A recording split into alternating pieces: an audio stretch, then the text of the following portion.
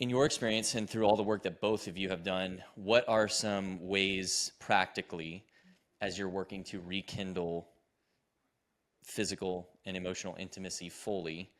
It's muddy waters for a time, right? Those wounds are there; they are entangling. Um, what are some of the practical ways that both of you work together to kind of rekindle the full fire and passion that should exist in a committed marriage, kind of navigating through the damage, right? So both in terms of my life and then also in terms of my marriage and my relationship with Carrie, in both of those worlds, God has not fixed my life or fixed our marriage.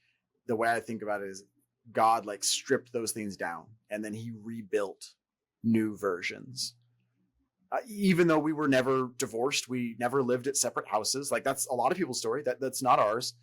But man, I think, I mean, when people ask how long I've been married, because most people that know me know my full story. It's like, I'll give you my anniversary date and then I'll give you how long we've been in recovery. Because it's like, we've been married for 13 years. We've been moving towards healthy living for 8 plus. Okay. And even though it's kind of ironic, because, you look back at like a family photo of us, even like on Facebook from 12 years ago, it's like, okay, well, Logan, you had a little bit more hair up top and, this, that, and the other. But we looked pretty happy. We looked pretty, pretty healthy and solid in a picture. And even people that knew us, would have thought that. And yet, of course, Right. there's just two different worlds, right? So and this is something I'm preaching to guys constantly is I have to be willing to completely strip down my life. And as you alluded to earlier, I need to allow God and godly processes, godly men to help me strip down my life and then rebuild a new infrastructure. Because everyone has an infrastructure, right? I'm either going to intentionally build a healthy one, or I'm going to get the infrastructure that is just passively handed over to me by my life. And, my infrastructure for years, even though I was born into a very healthy one, I still went out and, chased after things and got my own. And so I had no boundaries. I wasn't seeking counsel. Right. So in recovery, I teach guys, just like I was taught, like, I've got to be open and vulnerable with men who care about me, who know my stuff, who have been in similar shoes. Maybe they don't have my full story, but there's plenty of guys that do. And they're not perfect, but they have the type of life that I want, right? They have the type of healing that I want. They're further down the path than I am, whether that's, a couple of years more of sobriety or 10 years or whatever.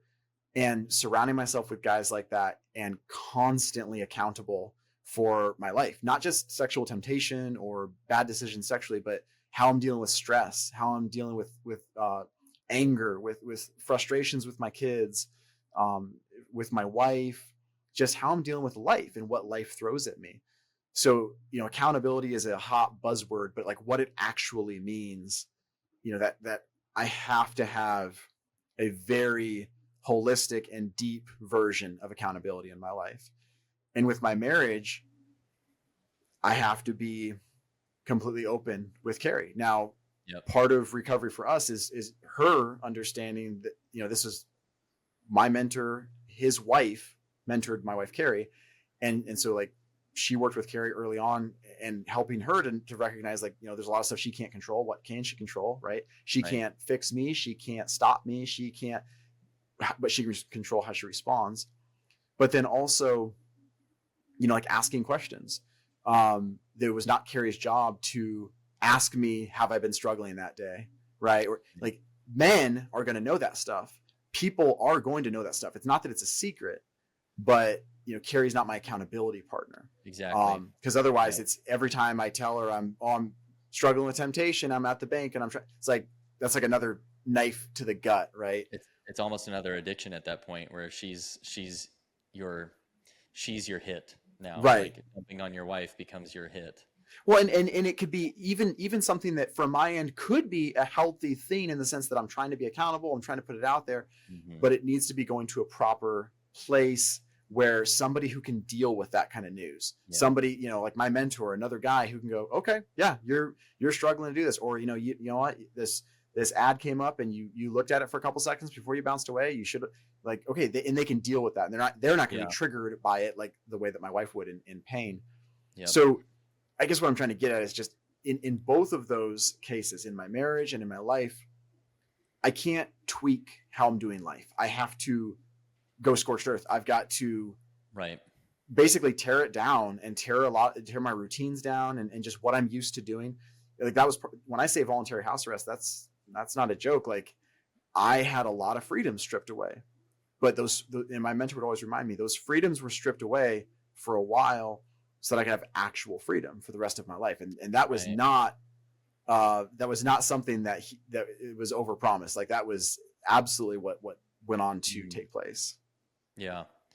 Yeah. And so like what you're talking about is, this isn't just for this, right? Men listening, this is why I stress brotherhood so heavily. If you're a married man and you're trying to go through life, maybe you don't have any addiction of any kind of that.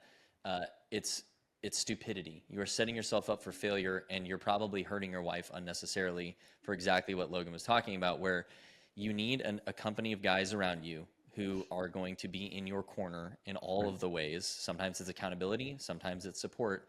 And so with something like this especially, but it can be any topic, when you immediately run to your wife and start trying to like verbally process it with her, and you're basically just dumping rocks on top of her and saying, Right. this is heavy, help me with it. Well, you're creating a very unhealthy dynamic for the strength of your marriage, because now she's essentially your punching bag unintentionally, right? Even if your intentions are pure, what's really happening is she's now carrying a lot of extra weight that she probably wasn't expecting. So that's why if you have a genuine brotherhood of men from all different walks of life, some before you, some with you, and some behind you, where you're all working towards helping each other be better husbands and men, you can go like, okay, I've got to have this conversation with my wife, or this happened and I'm not sure how to address it. And you walk through it with this group of men who have your best interests and the success of your marriage in mind. And instead of coming to your wife as like scared and just dumping all these things on her, you can have the exact same conversation, get to the exact same resolution you need, but you're coming from a position of strength and love, not burdening her, right? And it's a subtle difference, but if you don't have that brotherhood, there's no way you ever get to provide that for her. So maybe you have an addiction, maybe you have something that you have done wrong, maybe it's just a typical life event where it's kind of hard to have the conversation. You need men around you. You cannot do this without other men around you. And although I have a similar story to Logan, a lot of the issues wasn't because I had sexual addiction. It was because I was isolated and I kept just trying to figure it out on my own. And so I basically was unintentionally harming my wife in all the ways, not just with this. The second I started letting guys like Brandon here hold me accountable and help me along the path, I stopped doing that to my wife. So pause that episode, think about where you need to engage with other men in your life who can help you. Go to a meeting of some sort. It doesn't matter. And just reach out and ask for help. I think most men, if they see that you're sincere about that, they will go out of their way to try and help you. So I'll get off my soapbox with that.